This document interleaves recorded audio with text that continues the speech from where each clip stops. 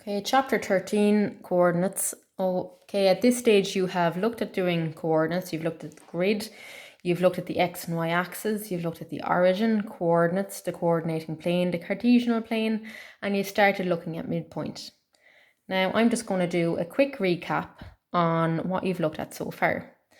So just in your copy, this is really important, just do your title, chapter 13, coordinates, and at this stage you need a ruler. When you draw any graph, you have to use pencil. Okay, it's not good enough to be using a pen. Get your pencil, get a ruler, and we can start then. Okay, so what I want you to do is in the middle of your copy, you're going to draw a horizontal line. And basically in the middle, you're going to do a vertical line. Okay, at this stage, you have learned that obviously that the horizontal one is the x-axis and the vertical one is the y-axis. It's really important you label this every time. You do a little arrow in each direction to show that these numbers go on to infinity in all directions. So those numbers go all the way up and all the way down and all the way to the left and all the way to the right. Think of this as a number line. On a number line, the very middle of it, that is the origin, but it's the point 0, 0. It's the very middle. Anything to the left is negative, anything to the right is positive. Anything going up is positive, anything going down is negative. Think of it as a number line and you will have no problem. When you label points or do any point, the very first number will be an x coordinate, the second one will be a y coordinate. The reason the origin is the point 0, 0 is because it's not going up any distance or down, it's not going left any distance or right any distance, it's directly in the middle. So the x number is 0 and the y number is also 0. So that is why it's called 0, 0. This diagram is the coordinating plane, but it's also known as the Cartesian plane.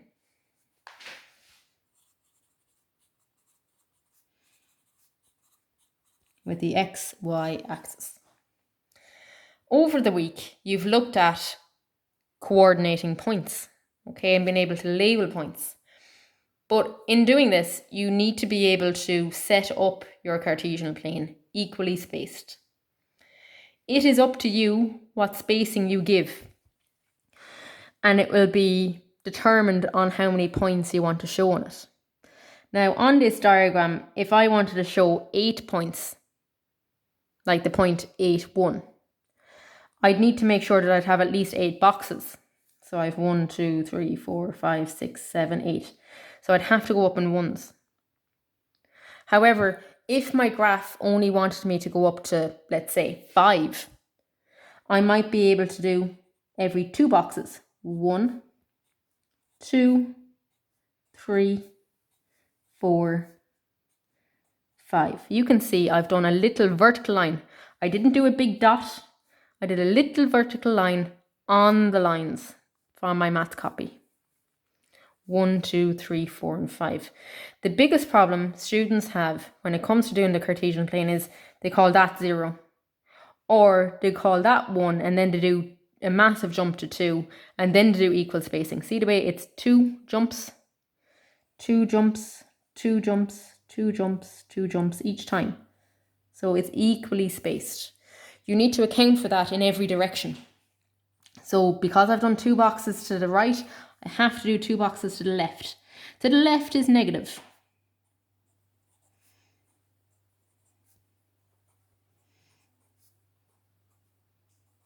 Now, it is important that you don't have to do the exact same spacing going up. I could have this as 1, 2, 3, 4, 5, which means I'm going up in boxes of 1. Equally, I could go up in boxes of 2. What will determine this is what is the highest point I need. And let's say the highest point I need is 4. Well, 1, 2, 3, 4, 5, 6, 7, 8. I could go up in 2 boxes if I like. 1, 2, 3, 4. Likewise, negative. -1, -2, minus 3, minus 4. What determines how many steps you go up in is what points you need to actually draw out and how much space you have on your page to do that. Okay, so that's the first thing. I am going to locate a number of points on my sheet on the Cartesian plane, and I'm going to label them and show you how you label them too.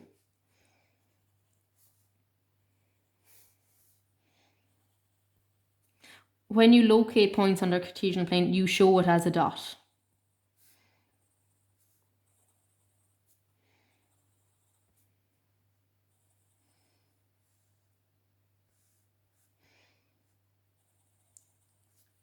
Okay, I'm going to start labeling all of these points now, starting with this one up on top. What always comes first is the x value.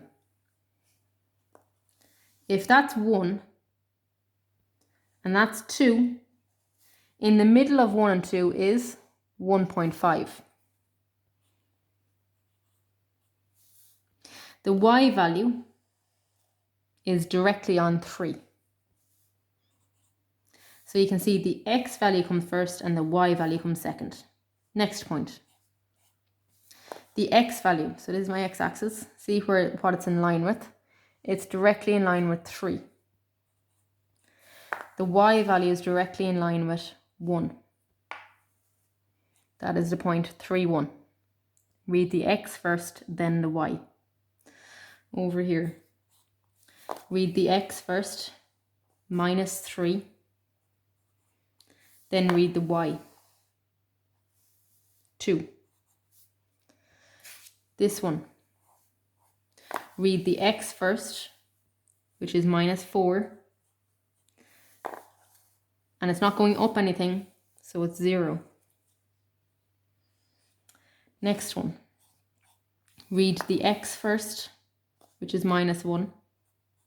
Read the y second, which is also minus 1. Read the x first, minus 3. Read the y second. So it's directly between minus 2 and minus 3. So directly halfway is 0.5. So it's minus 2.5. I'm purposely putting in decimal places because you need to get used to writing them too. Next one, we'll go here. The x value is 4. The y value is minus 1.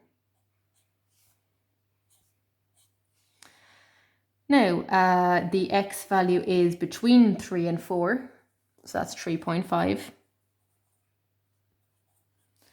The y value is minus 3. There's one more point I need to do, and that's this one right here. Okay, I'm just going to move it to the side. The x value is directly on 5, and it's not going up any height, so it's 0. With the Cartesian plane, you always give the x value first, the y value afterwards, and everything else makes itself. Think of it as a number line.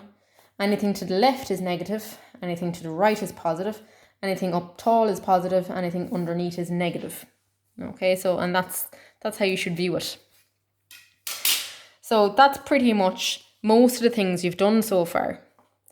You would have looked at the 4 coordinates, okay, so, or the 4 quadrants, the first, the second, the third and the fourth, nothing difficult there. And you would have looked at a few questions that associated with that. You've done a few questions where you had to like label the points. Okay, you did question 3 on page 296, you did question 6 on page 297.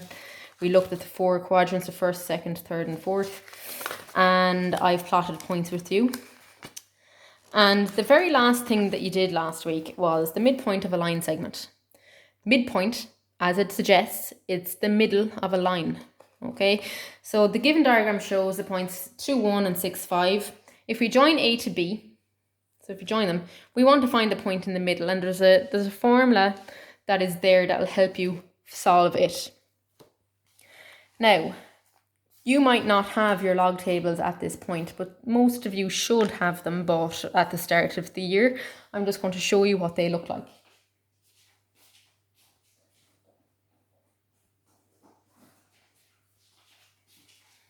Okay, These are a set of log tables. They're not that expensive and they have a load of formulas for maths. Now, when you open it, there are formulas on the contents page as to where you need to go. Irish on the left, English on the right. But what we are doing is essentially geometry and coordinate geometry. Page 18. Okay. Over the next 2 to 3 years, you are going to be using pretty much all of these formulas. The one we're looking at today is the midpoint. So don't panic, you don't need to learn the formula off by heart. It is in the log tables, and this is a book that you're allowed to have in the exams. Okay, so I'm just going to leave that to one side and I'm going to just open up the book on page 302. Okay, so this formula is here. It is in your log tables, so you don't need to worry about it. I am going to do a question, and it's example 1 from the book. So this is on page 302, and it's example 1. Okay, so A is the point minus 3, 4. B is the point 1, 2. It says, find the midpoint of the line segment adjoining minus 3, 4 to B, 1, 2. When you're asked to find midpoint, firstly, you'd probably go to your log tables and find the formula on page 18. Okay, you'd open it up and you go, okay, midpoint is x1 plus x2 over 2, y1 plus y2 over 2. Notice that there are 2 brackets. This is the case because you have an x value and you have a y value, and you're getting halfway. That's why you're dividing by 2. When it comes to your points, this is an x value and that's a y value. This is an x value and that's a y value. If you just leave it as x and y, it doesn't make it very easy to sub into the equation. So take A as your first point. That's your first x and that's your first y. x1, y1. That would make this your second point, x2, y2. Let's now write down the formula for midpoint. Brackets, because for every coordinate it needs to be in brackets. x1 plus x2 over 2, y1 plus y2 over 2. The brackets are there for the brackets of a coordinate. It's the x values added together divided by 2. That gets you halfway. For instance, if you wanted to get the average of 2 numbers, let's say 4 and 5, or 4 and 6 maybe, you'd add 4 and 6 together, which is 10, and then divide by 2, so the average is 5. That's essentially what you're doing. You're getting the middle or halfway. The same is said for the y coordinate. You're going to take these letters from here and use the numbers instead. x1 is minus 3. x2 is 1. See the way there's a plus in the middle? That's why I'm putting the plus there. Divided by, the formula says 2. This does not change. You have to follow this at all times. Second one. y1 is 4. y2 is 2 over 2. Like BIMDAS that we studied at the very start of the year, this is no different. You're going to use BIMDAS to solve it. Minus 3 plus 1. So you're at minus 3 and you go plus 1. So you're going to the right. You're at minus 2. You can use your calculator if you need to. 4 and 2 is 6 over 2. Some people have this probably solved in their head already. 2 into minus 2. 2 into 2 goes once and there's a minus here, so it's minus 1. 2 into 6 goes 3 times. So the midpoint, the point that's directly in the middle of minus 3, 4 and 1, 2 is the point minus 1, 3. And that is it, done. The other day with Mr. McGahan, you were working on questions 1 and 4. What we are going to do is we want to practice this just a little bit more, and we're going to do a few more questions today, and we'll leave it there. Turn over to page 304. We are going to do questions 6, 8, and 9. So I'm just going to write that down now. We're going to page 304.